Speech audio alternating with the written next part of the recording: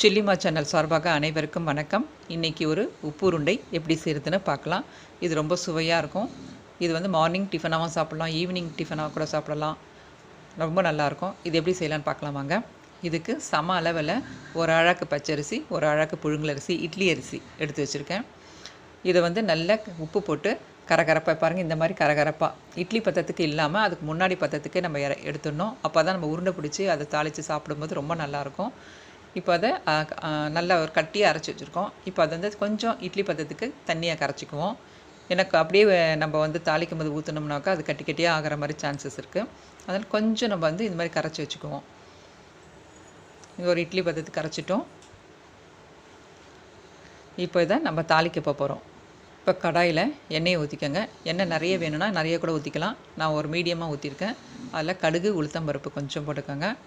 அதில் கடுகு போட்டு தாளிச்சிட்டோம். கூடவே கடலைப்பருப்பு போட்டிருக்கோம். கடலைப்பருப்பு நம்ம டேஸ்ட்டுக்கு ஏற்ற மாதிரி எவ்வளோ வேணாலும் போட்டுக்கலாம். உளுத்தம்பருப்பும் அப்படி தான். கொஞ்சம் நான் வந்து 2 ஸ்பூன் உளுத்தம்பருப்பு போட்டிருக்கேன். இதில் கொஞ்சம் முந்திரி பருப்பு சேர்த்துக்கிறேன். ஏன்னா நம்ம சாப்பிடும்போது அது ஒரு க்ரன்ச்சியாக நல்லா சுவையாக இருக்கும். ஒரு 4 காஞ்ச மிளகாவை கட் பண்ணி போட்டிருக்கேன். காஞ்ச மிளகா நல்ல ஒரு மணத்தை கொடுக்கும். 2 பச்சை மிளகாவும் பொடியாக அரிஞ்சு போட்டிருக்கேன். கொஞ்சம் இஞ்சி பொடியாக கட் பண்ணி போட்டிருக்கேன். கருவேப்பிலை தேவையான அளவு. இதெல்லாம் போட்டு நல்லா பொன்னிறமாக வறுத்துக்கோங்க. இப்போ இதில் மாவை ஊற்றிடுவோம். இது வெறும் அரிசி மாவு மட்டும்தான் நம்ம இதில் சேர்த்துருக்கோம். பச்சரிசியும் புழுங்கலரிசியும் சம அளவில்.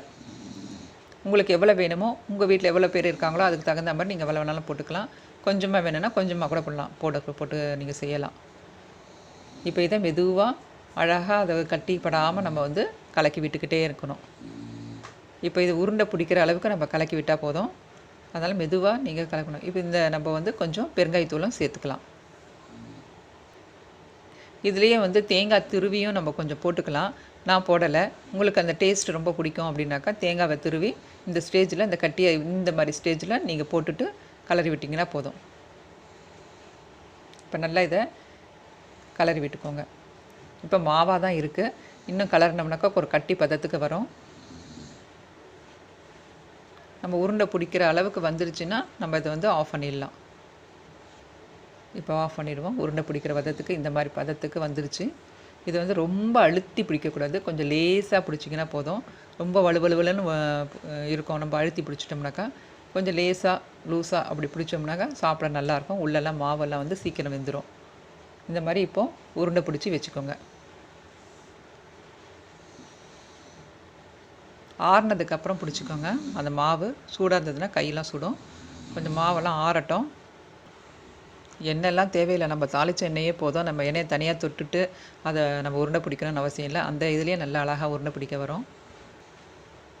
இப்போ இதை நம்ம உருண்டை பிடிச்சி வச்சுருக்கோம். நம்ம இட்லி தட்டில் வச்சு கீழே தண்ணியை ஊற்றிட்டு அதுக்கு மேலே இட்லி தட்டை வச்சு நம்ம இந்த உருண்டையெல்லாம் அடுக்கிடுவோம். இது வந்து குழந்தைங்களாம் ரொம்ப விரும்பி சாப்பிடுவாங்க. ஏன்னா ரொம்ப காரம்லாம் இல்லாமல் டேஸ்டியாக நல்லாயிருக்கும். இப்போ வெந்துருச்சு.